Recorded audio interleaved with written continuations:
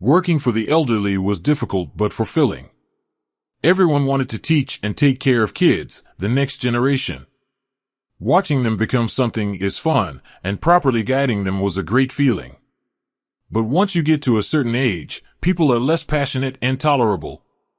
They were our teachers, the people that raised us, encouraged and inspired us to be who we are. Jason noticed this early in his life and decided to make a career of it, dedicating himself to helping people that needed the most. The face of his manager told him everything he needed to know. The lines of his forehead and his emotionless eyes said funding cuts, staff reduction. Fired. He knew this day was coming, he had prepared for it. Break every modern-day human being he sought after a job on the internet. Putting out his own ads and answering others for jobs as a caregiver. He knew he was qualified for the position, and if karma was real, the universe had something for him. The conversation with management was short and bitter, filled with apologies and recommendations. His afternoon was filled with blank thoughts and staring contests with his windshield. In the silence of his car studying the metronome of the windshield wipers, he didn't realize the rain had stopped a while ago. You have to do the parking lot of his apartment complex. Clicking on ads and reading descriptions on various job sites. One caught his attention that had some strange requirements. One must have experience in caregiving. Obviously, he remarked the part that stood out the most was the willingness to travel and stay on location with the patient. He copied the number and pasted it into his dialing screen. The number was local, but the person that answered the phone had an accent. The person didn't give a name, just said that they represented the patient and invited him over for an interview at the old estate. The drive took him from the familiar part of town into a nicer neighborhood. The estate was massive and the landscaping on the way to the door was beautifully manicured. Jason sat nervously in the plush armchair opposite the representative of the rich old lady. He was dressed in his best suit, hoping to make a good impression. So, Mr. Jason, tell me about your experience as a caregiver, the representative said, peering over his glasses. Well, I've worked with elderly patients for over 5 years now, Jason replied, trying to sound confident. I've helped with daily activities like bathing, dressing, and eating. I've also managed medication schedules and provided companionship. The representative nodded, scribbling something down on a notepad.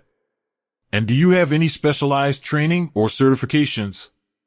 I have a certification in basic life support, and I've taken courses on dementia care and end-of-life care, Jason said, hoping it was enough to impress. The representative looked up from his notepad, considering Jason carefully. Well, Mr. Jason, I must say, you seem like a promising candidate. Our client is looking for someone with your level of experience and qualifications. We're willing to pay for your trip to Ireland in first class if you accept the job. Jason's eyes widened in surprise. He had never flown first class before. Thank you, sir, that's very generous. The representative smiled. Of course, we want to make sure our client is taken care of by the best. So, are you interested in the job? Jason took a deep breath, considering his options for less than a blink. It was a once-in-a-lifetime opportunity, but he knew it would be a big responsibility. Yes, I am interested in the job. I'll do my best to provide excellent care for your client. The representative nodded, looking pleased. Excellent, we'll send you all the details and arrange your travel. You'll be working with Ms. O'Malley, who just moved to Ireland. She's a lovely woman, and I'm sure you'll get along well. Jason smiled, feeling grateful for the opportunity. He knew it would be a challenging job, but he was ready to take it on. Thank you, sir. I'm looking forward to meeting her. A week later he was over the ocean admiring sunlight sparkling on its surface. Endless horizons, endless possibilities. Jason hardly left his own state, his house, in that manner. He longed to see the world, and even professionally, Jason felt oddly accomplished in the act alone. A pilot's voice over the comms woke him from his nap. Green hills surrounded the small tarmac airstrip, a beautiful sight to behold. Upon landing in the small group of people awaiting passengers, a finely dressed man held a signed Jason. As he settled into the back seat of the car, he couldn't help but feel a sense of unease. The misty Irish countryside outside seemed to match the foreboding mood that hung over him like a dark cloud. He turned to the driver, a middle-aged man with a weathered face, and cleared his throat. "So, tell me more about the estate I'll be working at," he said, trying to sound casual. The driver glanced at him briefly in the rearview mirror before turning his attention back to the road. "It's an old mansion, which has been in the family for centuries. The lady who owns it now, Mrs. O'Shea, is quite elderly and doesn't get around too much. She spends most of her time in her own room." Jason raised an eyebrow. "Does she have any health problems?" The driver shrugged. "Not that I know of. Just old age, I suppose. She's got a full-time caretaker, though, who looks after her." Jason frowned. "And that's me?" The driver nodded. "That's right. You'll be responsible for Mrs. O'Shea's care and anything else she might need."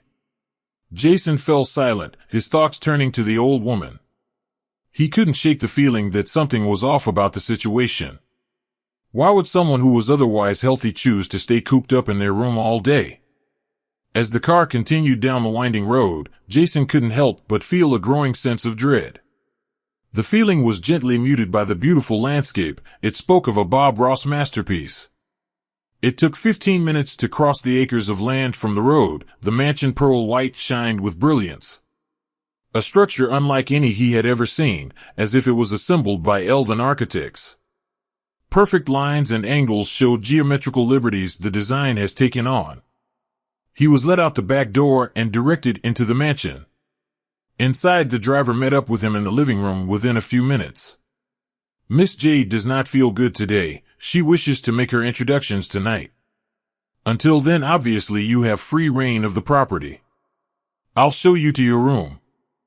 The room was simple but opulent, even though it only consisted of a bed, dresser, and a bureau. All looked to be made from expensive wood by talented craftsmen and woodworkers. Polished to a fine machine that showed one's reflection that looked into it. He ran his fingers across the silky smooth surface of the blanket on top of the bed. His thoughts went to a factory of spiders being mined for their silk.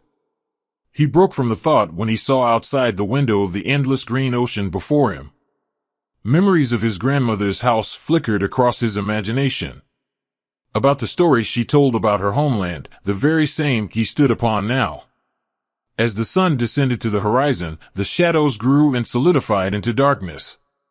The green ocean is replaced with the darkest of night. The trees that could be seen miles away in the distance, but nothing but a vague layer shadow on top of shadows. He settled his things into his drawers and sat on the bed looking out the window. The lack of artificial lighting, and the absence of the moon, played frightful daydreams in his mind's eye, of the predators that lurked. Unseen, masked and enveloped in shade.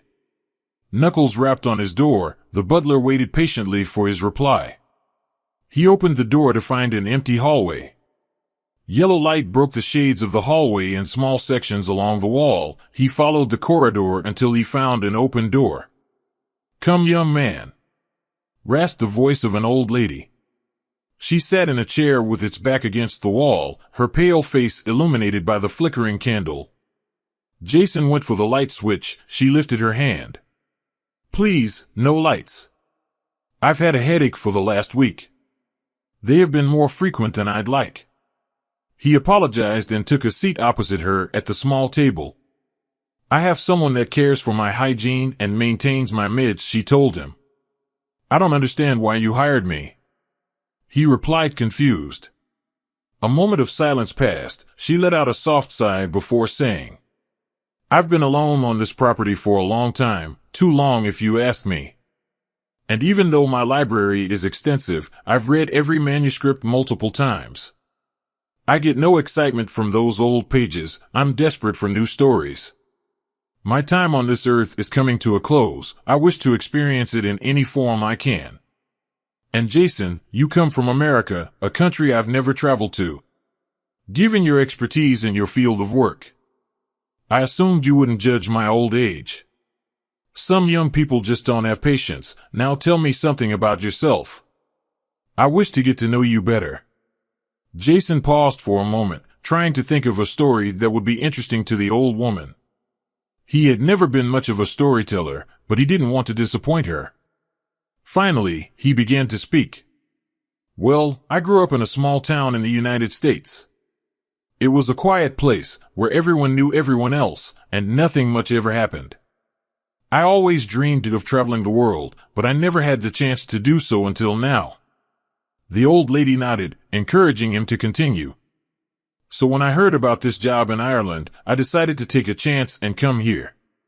It was my first time leaving my home state, and I was a bit nervous, to be honest. But as soon as I arrived, I fell in love with the country. The people are so friendly, and the landscapes are breathtaking. She smiled and said, "Tell me a scary story. Everyone has seen a UFO or a ghost these days. Surely you have a tale that would please my old sense of adventure." Jason lowered his head, hesitant to tell the story at first. I was about 8 years old, playing with my friends in the woods near my house. We were having a great time, exploring and running around, when we stumbled upon something that made us freeze in our tracks. It was an old, run-down cabin, hidden away in a clearing. At first, we were curious and wanted to explore it, but as we got closer, we saw her. The local witch. She was standing in front of the cabin, staring at us with her piercing eyes. She was an old woman with long white hair, dressed in tattered clothing, and holding a staff. We were all scared, but I was the one who freaked out the most. I couldn't move, couldn't speak, couldn't do anything but stare at her. She started to approach us, and I could feel my heartbeat increasing with every step she took. My friends had already started to run away, but I was frozen to the spot. The witch came closer and closer, and I could smell her putrid breath. She whispered something in a language I didn't understand, and I could feel my knees buckle. Suddenly, my friends came back, screaming and yelling, and the witch vanished into thin air. We all ran back to our houses, shaking and crying, and none of us ever went back to that part of the woods again. Even now, as an adult, I still get chills thinking about that day. I don't know if the witch was real or just a figment of our imagination, but I do know that I will never forget that experience. Uncanny as it was, it taught me fear. Fear is valuable. The older I get, the more intense it feels. She let out a pleased sigh, but the lack of smile on her face phased in and out of clarity. Made Jason very uneasy, but he assumed it was a combination of his story and the candle light creating this effect. That was a good story, scary but good. I must insist, you make yourself at home. I can already tell we're gonna be quick friends. He stepped out onto the porch for a smoke. Behind the rising gray clouds from his lungs was the ocean of black. The ocean was the first thing that came to his mind, the inability to see past a few feet in front of you. Acclimated to the darkness, his eyes absorbed the shapes and varying levels of shadow. He blew out another cancerous lungful and pinched the hots of the tip. As he turned around, a wet impact smacked the brick wall next to his head. What hit the ground was a boneless gray ball. A closer look and it was a rat. He shot his head around to see nothing but the darkness he expected. He heard faint laughter from too far away to judge its distance. But as his gaze lingered, the cackling intensified. He felt his pulse in his neck. The hairs on his arm rose to salute. He jiggled the old knob, and after a few attempts, the heavy wooden door was ajar. He slammed and locked it behind himself, looking out of the peephole futilely. Inside, the silence was deafening. The absence of sound was almost claustrophobic. Trapped between the darkness and the quiet place, he found himself in emotional turmoil. Flashbacks of the witch, the memory of his friends' backs running away from him. He collapsed. When you opened his eyes next, it was to the driver he met the day before. "Sir, you gave us a fright. I found you by the door this morning." Jason tried to string together his last few thoughts. He drew a blank. Confused by a cascade of imagery, half recollection, half remembered dream. "Meredith is running errands for the day, so you just relax. Jet lag isn't a joke, mate. It could easily disorientate you. I'll whip us up some tea. how's that sound? Jason shook his head groggily and gave a two-finger sign of agreement. The man returned with a steaming pot and his fingers laced between two cups. They clinked against each other when he set them down. White porcelain with gold trim and floral patterns were apparent and stunning. As Edmund introduced himself and poured their cups, looked blankly out the window at the acres of green landscape. "What's your story, Edmund?" Jason asked, breaking the awkward silence. "He can take a trip into town. I want to grab a few things, if you don't mind." "Not at all," Edmund replied. It was 2 miles down the road or so when Edmund started the banter. "It was about a year ago when I first met her," Edmund said, his voice low and serious. "I was working as a driver for a local tour company, and one day I got a call from her. She needed someone to take her to a doctor's appointment in the city, and my company sent me. After that, she started calling me regularly for various errands and trips." Edmund paused for a moment before continuing, his eyes fixed on the road ahead. "To be honest, I wasn't sure what to make of her at first. She's an old woman, and she can be a bit odd, I suppose. But she pays well, and I needed the work. Plus, I guess I felt sorry for her. She's all alone out here, with just a few servants for company." Jason nodded, listening intently. "And how do you see her now?" he asked. Edmund hesitated before answering. "I don't know, Jason. Lately things have been strange. She's been acting different. More secretive. And the things she asks me to do, I don't know if they're legal or even safe. But I can't say no to her. I'm afraid of what she might do if I do." Suddenly, Edmund's phone rang, interrupting the conversation. He glanced at the screen, then cursed under his breath. "It's her," he said, answering the call. "Yes, ma'am." Jason cocked his head puzzled. "She noticed that we left and said that I should give you a tour around the town. It's so far out of the way you usually only make you here once or twice a month. So whenever you need to make sure you grab it now, it might be a while before we can come back. There's a big rainstorm coming. I'm hoping we can avoid that." Pulling back up to the estate, rain just started to drizzle onto the windshield. Great clouds consumed the sun, casting a gray hue over the land. The green spires were now dark gray corridors of hell. Jason had no reasonable explanation for why this feeling washed over him. But he choked it back and tried not to let it show. That's when a memory came back to him, the rat. Before he could follow that thought down the rabbit hole, the driver opened his door. Edmund was oddly silent as they walked the S-like path to the front door. Inside, dim yellow light occupied the windows. The door quietly closed shut behind him. Edmund wasn't following. Strange as it was, he felt needed. He began calling out for Meredith. Her library door opened in sync with the thought. "Hello," he said lightly as he peeked through the door. She was seated in the same chair as last night, cloaked in shadows and the familiar candle light's ominous glow.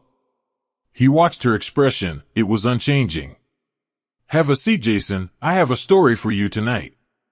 Her voice seemed withered and leathery. Behind her words was a sound like the droning of insects. Lightning flashed, and in the momentary illumination, Jason swore he saw a shapeless bulk behind the old lady. A smell he couldn't put his finger on put his mind in a stranglehold. "Sure, I'm down for a story," he said nervously in a low tone. "There was a little girl, born in the woods and raised in them. Movie the language of the wind, the songs of the birds, and melodies of the river. She was taught to embrace the land and learn how to bend it to her will. Her parents were old when they had her, and their numbers were short on earth. The little girl wandered into a nearby town. She was warned about people. But her curiosity got the best of her. She wanted to see more. Quickly she realized she wasn't welcome. Obscenities and human feces were thrown, names she never heard before or knew their meaning. She didn't know why they hated her and resented her. Her existence simply aggravated them. So she hid away in the woods. Her parents died in her youth. By the time she was 20 and a ripe young lady, Her hatred for the outside world drove her to reclusion.